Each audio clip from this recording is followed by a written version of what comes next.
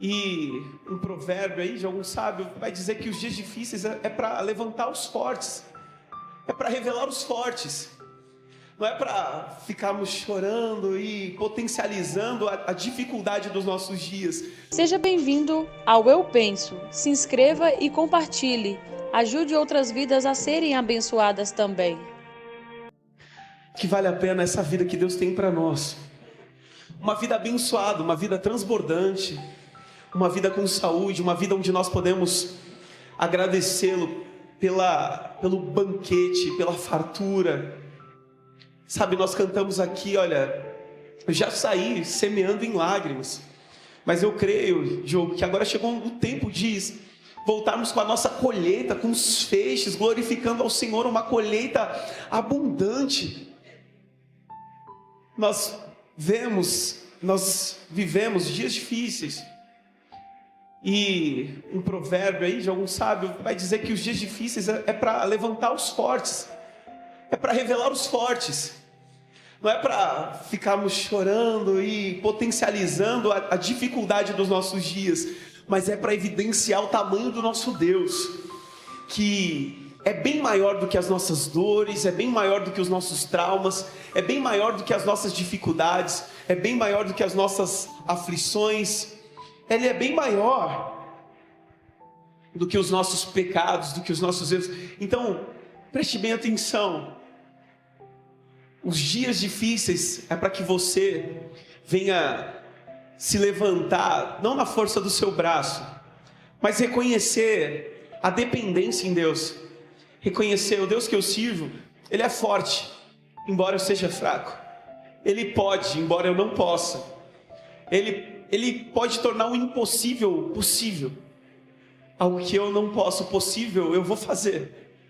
Aquilo que cabe a mim, cabe a você, nós precisamos nos mover, nos movimentar e fazer. Mas existem coisas que só Deus pode fazer.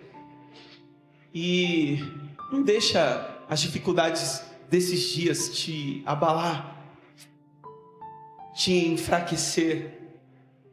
Sabe, não olhe pro lado errado.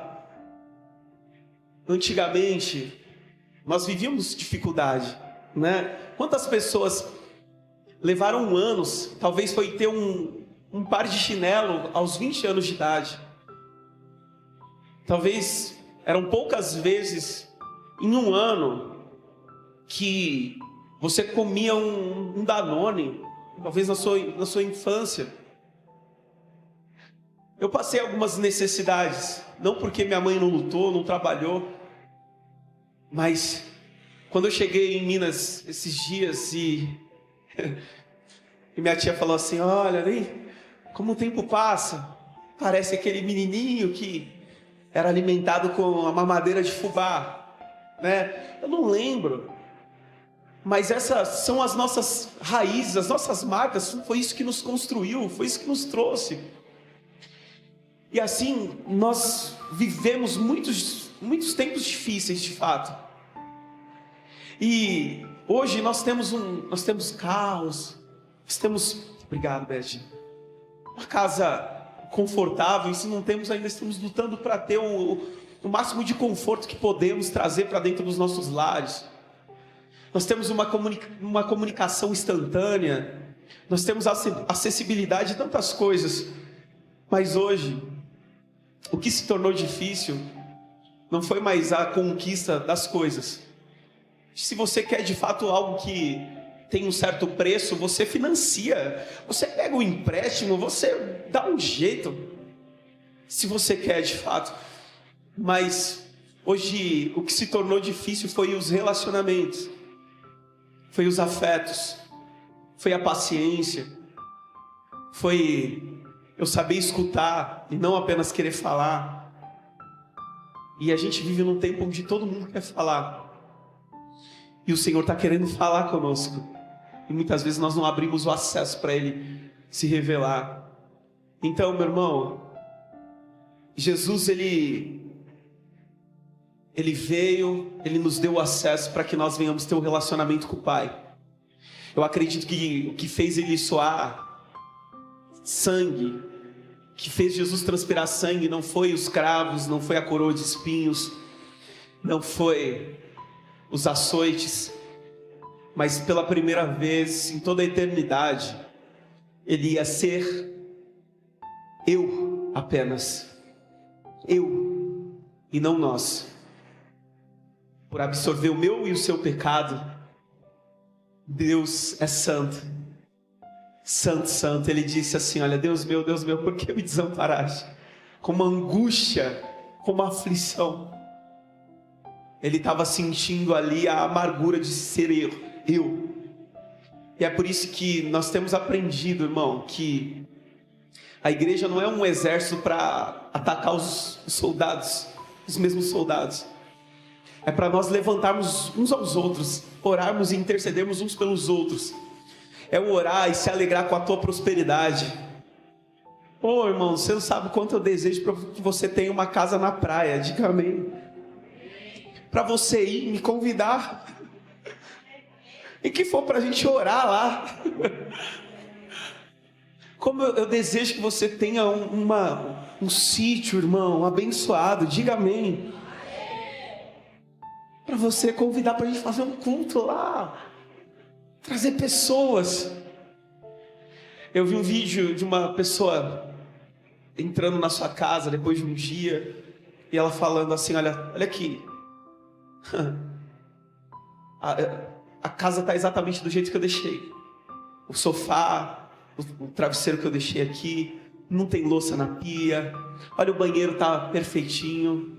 Está aqui exatamente do jeito que eu deixei. Mas não tem vida naquela casa. Não tem vida. Sabe? Nós perdemos coisas. E as coisas elas vêm e vão. Já teve empresa que eu trabalhei, ganhei bem. Já teve empresa que eu trabalhei, ganhei mal. Consegui algumas coisas, perdi outras. As coisas vêm e vão. Mas os relacionamentos, irmão, não. O afeto. Então, que nós venhamos ser nós. Entender que a igreja é um corpo que precisa amadurecer. No qual eu faço parte, você faz parte. Nós somos membros do mesmo corpo.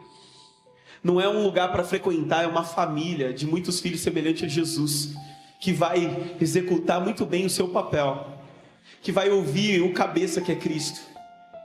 E eu já ilustrei diversas vezes aqui, muitas vezes a gente não entende, a gente briga, porque a cabeça, a mente dá um comando para a mão fechar, para pegar algo, e a boca abrir, sabendo que é água aqui, que é diante da movimentação. E aí a gente às vezes fica falando, fica achando que Deus é um Deus confuso, que não sabe o que está fazendo, do jeito que está fazendo, no tempo que está fazendo. Deus, Ele sabe exatamente o que lhe entregar, o que Ele já te entregou. Muitas vezes é eu e você que não temos o conhecimento disso. Em 2 Timóteo capítulo 4, verso 1, do 1 ao 5, ele disse assim, o apóstolo Paulo, ao jovem Timóteo, é uma carta pastoral. Ele disse assim: olha, eu lhe digo solenemente na presença de Deus e de Cristo Jesus, que um dia julgará os vivos e os mortos quando vier para estabelecer seu reino. Pregue a palavra, esteja preparado, quer a ocasião seja favorável, quer não. Corrija, repreenda e encoraje com paciência e bom ensino. Pois virá o tempo em que as pessoas já não escutarão o ensino verdadeiro. Seguirão os próprios desejos e buscarão mestres que lhes digam apenas aquilo que agrada a seus ouvidos. Rejeitarão a verdade e correrão atrás de mitos. Você, porém, deve manter a sobriedade em todas as situações. Não tenha medo de sofrer. Trabalhe para anunciar as boas novas e realize todo o ministério que lhe foi confiado. Esse é o nosso chamado, essa é a nossa missão.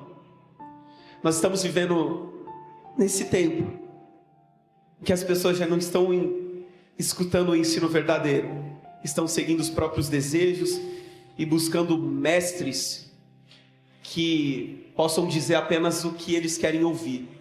E essa é a maior evidência de um falso profeta. Ele vai falar aquilo que eu quero ouvir, que a minha alma quer ouvir. Mas o Senhor não, Ele quer nos despertar para essa realidade do relacionamento que venhamos ter com Ele. Entenda uma coisa, irmão, se você tem a presença de Deus, se você tem buscado o reino dos céus, todas as coisas que você precisa, talvez não que você queira, vai ser acrescentado. Vai ser acrescentado. Muitas vezes as nossas motivações, as nossas intenções estão desordenadas, estão em ordem errada de prioridade. Meu irmão, se você colocar o Senhor acima de tudo na sua vida, Ele vai te dar a sabedoria que você precisa, a inteligência que você precisa, as palavras no momento certo, e vai te conectar a outras pessoas de propósito, não de propostas. Existem pessoas aqui que sempre,